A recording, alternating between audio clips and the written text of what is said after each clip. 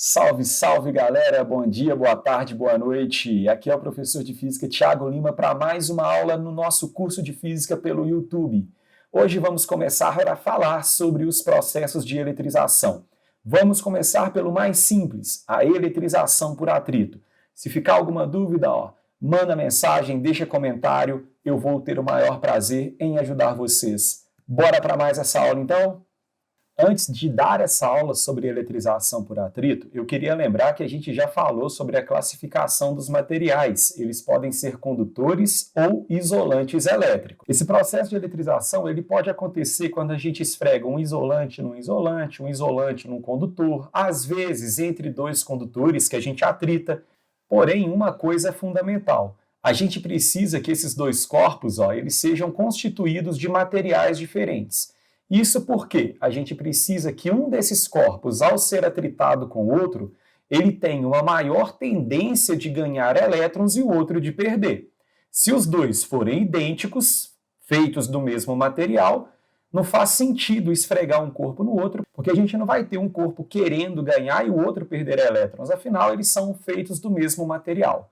E aí é importante a gente ressaltar mais uma vez que, enquanto a gente estiver atritando esses dois corpos, ocorre troca de elétrons. Não existe troca de prótons nos processos de eletrização. Tudo bem? Então, vamos considerar que esses nossos dois corpos aqui, o corpo vinho e o corpo azul, eles são corpos isolantes e eles estão inicialmente neutros. Eles têm prótons, eles têm elétrons, mas a carga resultante é nula. Eles têm o mesmo número de prótons e o mesmo número de elétrons. No caso da eletrização por atrito, não basta eu apenas encostar um corpo no outro, eu preciso atritar um corpo no outro, eu tenho que esfregar um corpo no outro. E quando eu fizer isso, vai ter um corpo que está neutro e vai transferir elétrons para o outro corpo.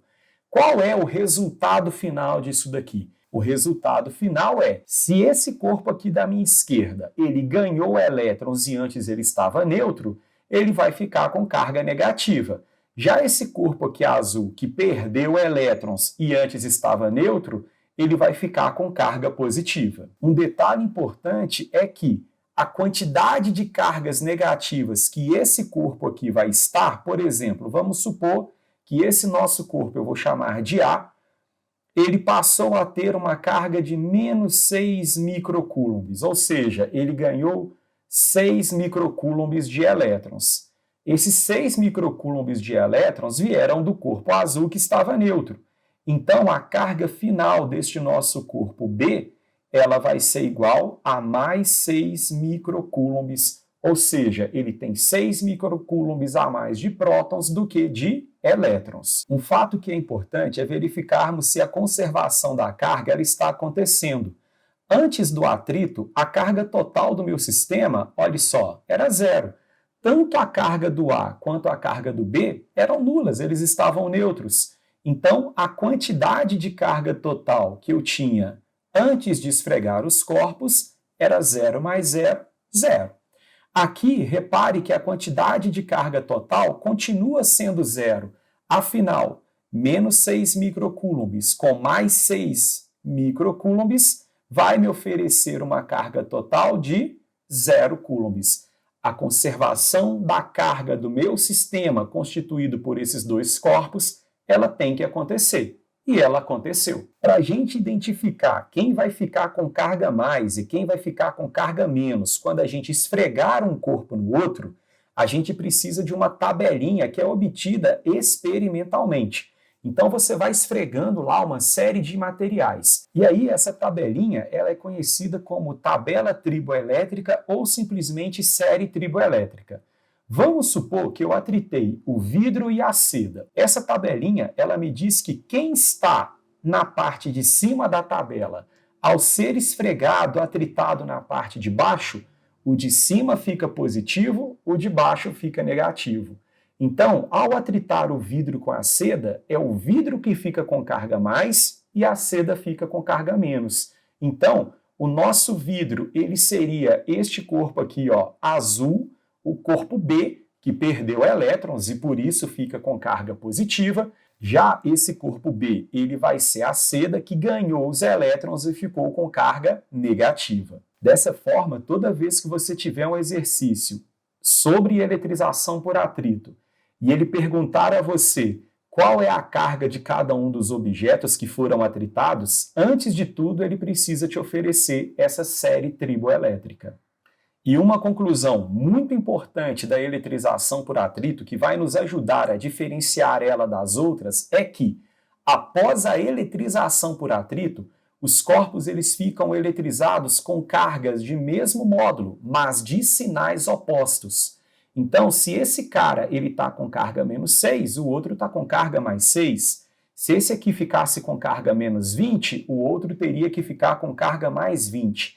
Sempre ao final de um processo de eletrização por atrito, nós temos esses dois corpos envolvidos se atraindo, afinal eles estão com cargas opostas. Tudo bem até aqui? E para exemplificar e finalizar a nossa aula sobre eletrização por atrito, eu trouxe aqui uma simulação do site PET Colorado. No nosso simulador intitulado como John Travoltagem, em homenagem ao ator John Travolta, nós temos ele sobre um tapete. E quando a gente pega a perna aqui do John Travolta e atrita ela no chão, repare o que está acontecendo. A roupa dele, ele vai ficando eletrizado negativamente e vai acumulando essa eletricidade. O tapete transferiu elétrons para o John Travolta. Ele fica negativo, o tapete ficaria positivo. Só que tem mais. Quando o John Travolta, ele, por exemplo, vai se aproximar da maçaneta da porta, ocorre a descarga elétrica do dedo do John para a porta. Isso porque John Travolta estava tão eletrizado, mas tão eletrizado, que aquele ar que era isolante elétrico teve a rigidez dielétrica rompida e possibilitou a transferência de carga de um corpo para o outro.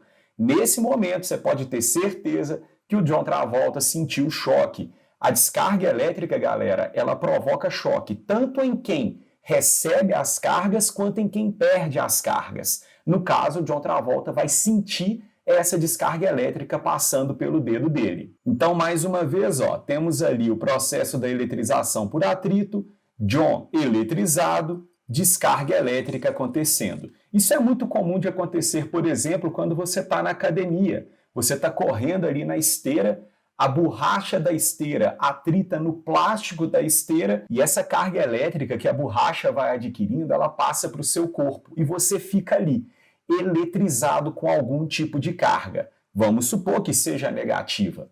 Aí, quando alguém vai te cumprimentar, você querendo apenas ser educado, na hora que as mãos se tocam, parte da carga elétrica que você tinha armazenada no seu corpo passa para a pessoa que estava neutra. Resultado disso daí, tanto a pessoa quanto você acabam sentindo a descarga elétrica, acabam tomando choque. Eletrização por atrito, galera, é muito comum no nosso cotidiano. Bem, a nossa aula sobre eletrização por atrito, ela fica por aqui. No próximo vídeo falaremos da eletrização por contato. Eu espero que essa aula tenha sido de bom proveito para vocês, que você possa compartilhar esse vídeo aí com seus coleguinhas e que a gente possa alcançar o maior número de estudantes possível que estão se preparando para os vestibulares.